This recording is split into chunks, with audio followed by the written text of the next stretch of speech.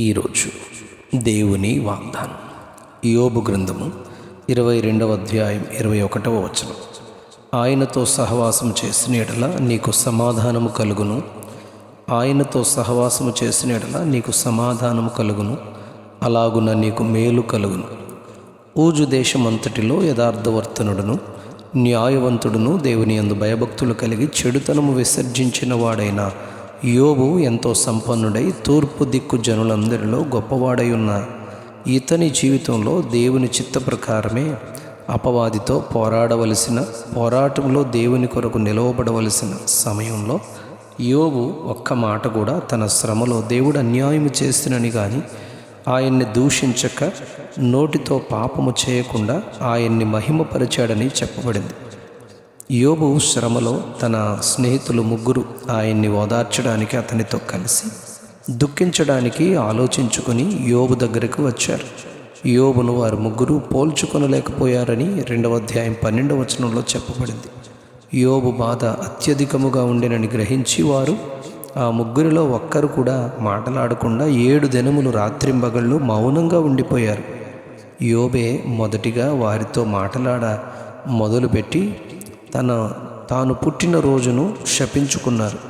తాను పుట్టకయుండిన మేలు అని మాట్లాడారు. తన బాధలో నాకు నెమ్మది లేదు, సుఖము లేదు, విశ్రాంతి లేదు, శ్రమయే సంభవిస్తుంది అని ఎంతో వేదన పడుతూ నేను ఏది వచ్చునని బహుగా భయపడుతునో అదే నాకు సంభవించి ఉన్నది అని చెప్పారు. ఎలీఫజు మాట్లాడుతూ యోబుతో అనేకులకు బుద్ధి నేర్పిన వాడవు, బలహీన చేతులను బలపరిచిన వాడవు, ఇప్పుడు నీకు శ్రమ కలుగుగా నీవు దుఃఖాక్రాంతుడవై కలవరపడుతున్నావు, కానీ నీ భక్తి నీకు ధైర్యము, నీ యథార్థ ప్రవర్తన నీ నిరీక్షణకు ఆధారము. నిరపరాధి అయిన ఒకడు ఎప్పుడైనా నశించినా యథార్థవంతులు ఎక్కడైనా నిర్మూలమైరా అని ధైర్యము చెప్పి ఆదరించాడు. ఆయన గాయపరిచి గాయమును కట్టును, గాయము చేసిన చేతులే స్వస్థపరచునని చెప్పారు. 6 బాధల నుండి ఆయన నిన్ను విడిపించును, 7 బాధలు కలిగినను నీకు ఏ కీడు తగులదు అని ధైర్యపరిచాడు. క్షామకాలమున మరణము నుండి, యుద్ధకాలమున ఖడ్గబలము నుండి ఆయన నిన్ను తప్పించును అని ఎలీఫజు ఎంతో ధైర్యపరిచారు. యోబు గ్రంథం 6వ అధ్యాయం 24వ వచనంలో నాకు ఉపదేశము చేయండి, నేను మౌనినై ఉంటాను, ఏ విషయమందు నేను తప్పిపోతునో అది నాకు తెలియజేయండి అని యోబు అడిగాడు. ఈ శ్రమకాలంలో యోబు 7వ అధ్యాయం 15వ వచనంలో నేను ఉరి తీయబడవలనని కోరుచున్నాను, నా ఎముకలు చూచుట కన్నా మరణముందుట నాకు ఇష్టము అని సోలిపోయిన మాటలాడారు.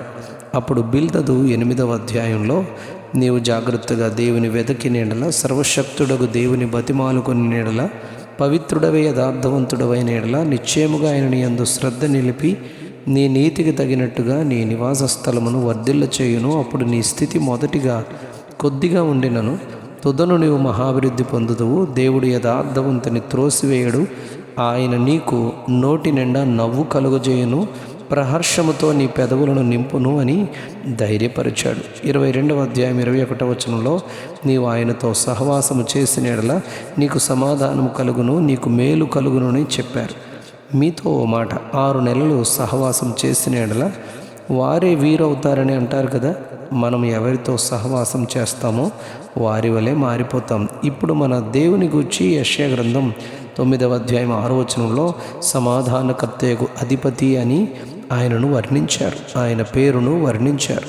మరి సమాధానకర్తతో సహవాసం చేయగలిగితే సమాధానం పొందుకుంటాము కదా అని చెప్పి మేలు కూడా అలాగునా పొందుకుంటావు అని యోబు గ్రంథంలో చెప్పారు. అవును, మన సహవాసం దుష్టుల ఆలోచన చొప్పున, పాపుల మార్గమున, అపహాసకులు కూర్చుండు చోటను కాక యెహోవా ధర్మశాస్త్రముందు ఆనందించుచు దివారాత్రములు వాక్యమును ధ్యానించువాడు ధన్యుడు అని చెప్పబడింది.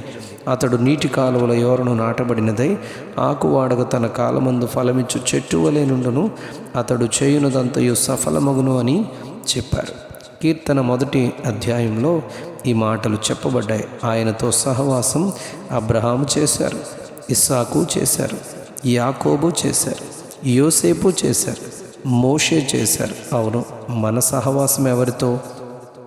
యోహాను రాసిన మొదటి పత్రిక 1వ అధ్యాయం 3వ వచనంలో మన సహవాసం అయితే తండ్రితో కూడాను ఆయన కుమారుడైన యేసుక్రీస్తుతో కూడాను అని చెప్పబడింది. అవును, మన సహవాసం ఆయనతోనే అయితే తప్పక సమాధానం కలుగుతుంది, తప్పక మేలు కలుగుతుంది అని వాక్యం బోధిస్తుంది. అలాగే దేవుని సమాధానము, దేవుని మేలును పొందుకుందుము గాక. Amen, amen, amen. యోబు గ్రంథము 22వ అధ్యాయం 21వ వచనం. ఆయనతో సహవాసం చేసిన ఎడల నీకు మేలు కలుగును. ఆయనతో సహవాసము చేసిన ఎడల నీకు మేలు కలుగును. అలాగున నీకు సమాధానము కలుగును. అలాగున నీకు మేలు కలుగును. Amen, amen, amen.